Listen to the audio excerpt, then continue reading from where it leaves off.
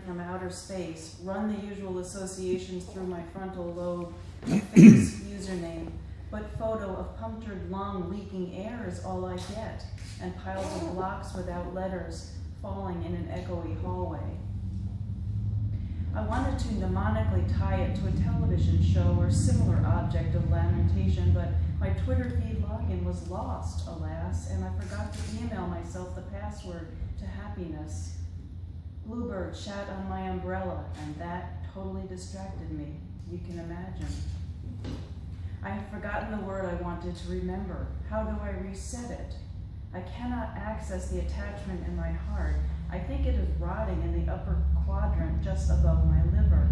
I am scheduled to have it removed. Early September, I may remember in septic somnambulant sleep study of hunger. A big blue book of maps may come back to me, outlining paths to walk or chalk outline of organ sloshing in bag on my way home from biopsy. You see, I forgot that I forgot the word that I wanted to say and instead blanketed the entire episode, tuned back in to find I was watching the wrong synecdoche.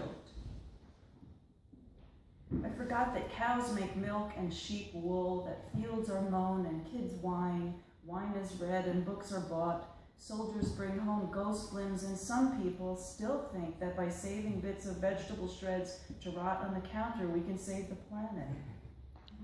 It's all a matter of habit, the haves and the have-nots.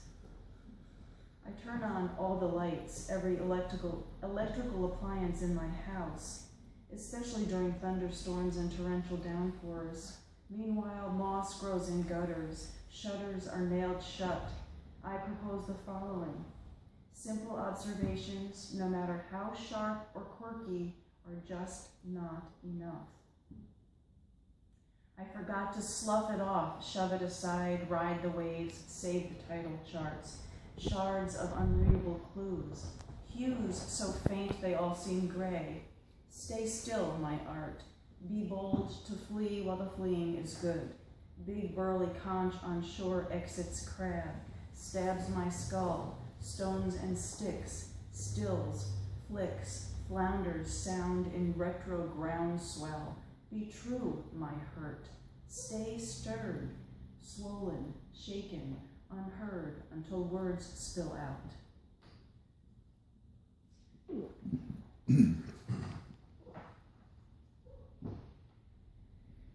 Taxonomy of white. Everything is or can be seen as something else. Blankness folds in on itself, then fans out. A thing vibrates, seeks theme, sign, or stratification. Structure is fetish. Flesh is system. Cistern in the throat opens, a spectacular syntactic crash of vowels called speech. Succession of ornaments glued together into image, and this is what defines the chasm.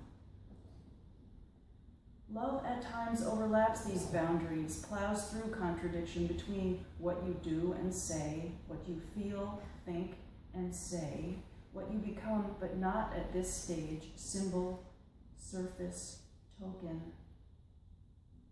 Meaning may seep in through cracks. For some it soars.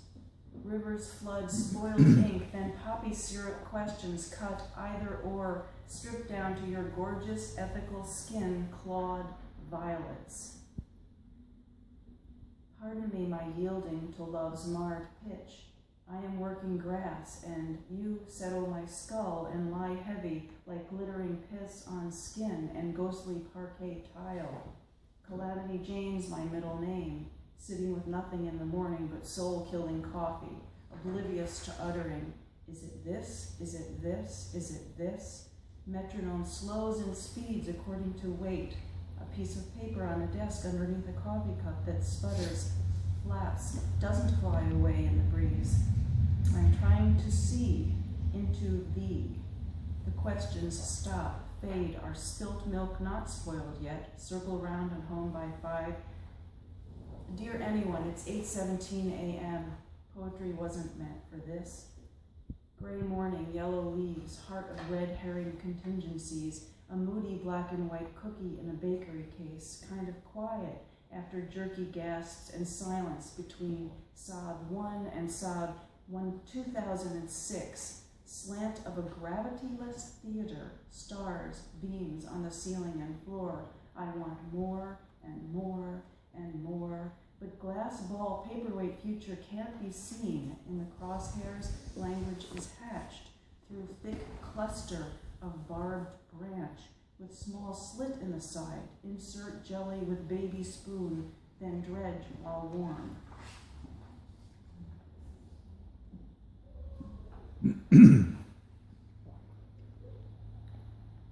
To fear pleasure, to worship the sun, to decorate with ivory, to measure, obscure, or obsess, become infested with worms, to see at night, speak only in 7-word sentences, to dislike all objects, to fear the clergy, or believe one is a horse.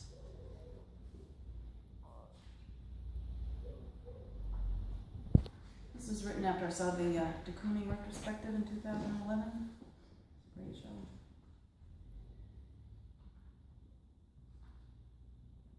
Things don't keep, they rot. The world is a refrigerator, and we mere plums, my pluperfect darling. Our cleanliness next to gunga dinliness cleaves to things that measure, things that fill space, and the space swells. Things lie under the surface and try to push through, brushed over white canvas. De Kooning's arm, as an old man, had the steadiest stroke, wide arcs that eased the edges, because he somehow knew the edges of things aren't edges, really, and I thought, maybe we're not so different, not so far apart, my skin and yours, the mere appearance of edge, because suddenly in the last room there was air and light, and things lifted up off the surface because they were trapped on a surface that didn't exist, with the dark pushing up from below, white pushing down from above, impossibly modeled and untimely. We spill into it, trying to ease the edge of where you end and I begin, where George Oppen lost his mind, and Willem de Kooning, too, lost his. Earlier, the sharp Picasso plains, women's skin and ghostly teeth reddening into mountains, and pronoun-confused light, a map of blood vessels or puzzled corpuscles, as soon the snow mutes the surface.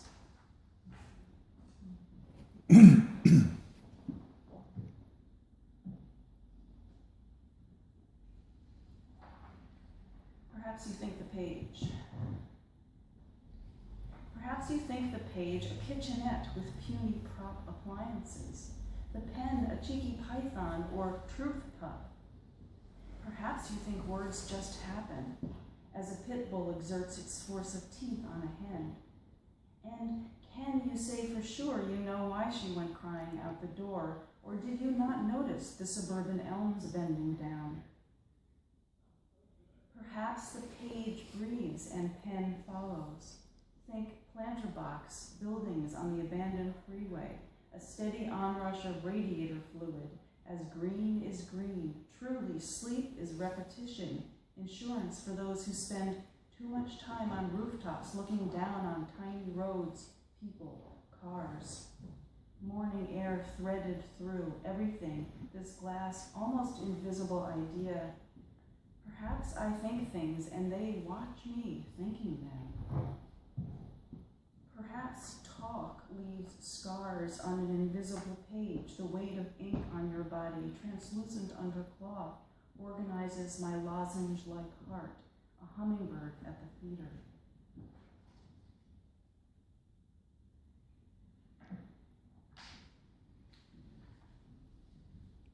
Says the title, The Last Red, Orange, Violet Petals, Calyx. Calyx? Calyx, I don't know which. We'll say calyx.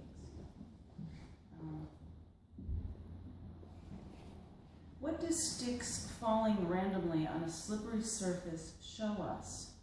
Pattern equals repetition equals over-the-top assumption and substantial speculation, e.g. red dots on a screen or slanted planet, access nobody really understands. Transit mesofacts, statistics pull away, erode, and details blend frigid and sluggish blobs, blurred rocks, a dog's 50-year descent, dusky markings we can't quite read tell us to connect. River shale, island, a branch bends over it, zooms in, geotagged. Rise, record, and run like hell. Storm core glows, full frame of sky, empty spool, chaos leapfrog.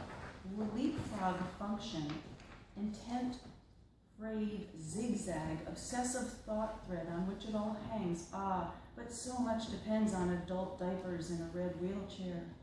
Every line of sight a particular spin, splattered against a wall, rusted metal vat, remarkable wave pattern, crosshatch of roads, snowcaps, pinhole migration. Pitch black mountain roads spiraling up and or down, collapsed spines of coral along the bottom edge. Categorized and defined only by the fact of not being other, each instance, person, event, derived from enmeshed globules and spore sacs. Tragic topology exampled in, say, a watercolor painting drip. Moss ballooning towards center, pails of squirming fish muzzling into the wall of egg, dense and vast under a microscope. Broken line and light glow, the whole world encrusted with ice, paths, wormholes, red dust trees, crumpled paper in misaligned orbit.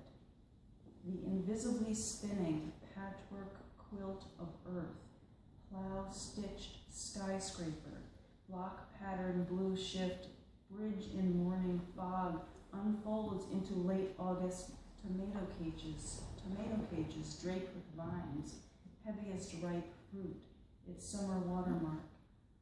Things that matter seem to form repetitive structures and compositions never new, just remade. Retrograde or dead flies on a windowsill, beetles piled up, then infused. A lovely clay bead placed atop or scooped up into a perturbed vacuum swarm late Saturday night. Compulsion to devour portions of one's own body as any rotting object becomes thoroughly inoperable on the hardcore continuum, always one step away from worn-out ideas, facts, shuffled and redealt, an eye for an eye, plucked from its socket, pencil mark curlicue, live vaccine against speech. Already dead 100 years, 1,000 even, though even numbers eventually are eliminated. But you are you, not more, yet not more. And this description of things like wind doesn't exist. Rippled herringbone pattern in water degrades as it expands. We can't see the way it looks from far away. Even satellites are time-specific, too close up, and matter in constant flux, soap-soluble memory burnished, cataloged, crushed.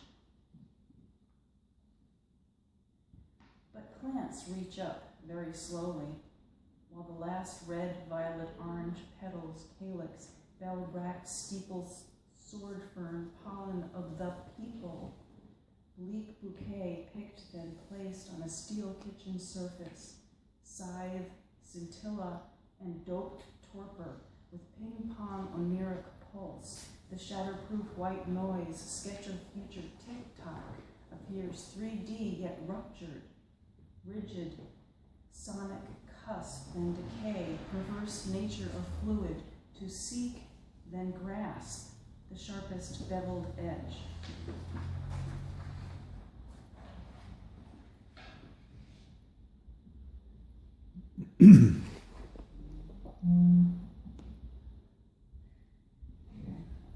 Read this really slow.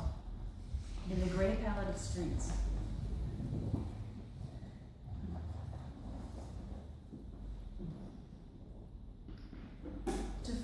gray palette of streets, a bottle someone left on its side to get the last drops.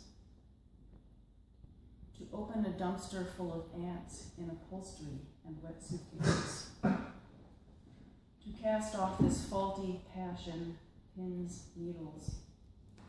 Like stuffing a live bird recklessly into a dead one. To renounce puzzles, angles, crowds. To omit days from a calendar, forego antlers or plumage worn for show. To become still like sand, to be unwilling to perform one's own abandonment. To ride or sit in the back, or go away somewhere for the summer. To remove the specifics. To be easily melted or fused to music. To understand the collective hiss. To note an unidentifiable bundle tied up on the beach. To be pulled out by the tide. To eat ashes, ginger, a live eel.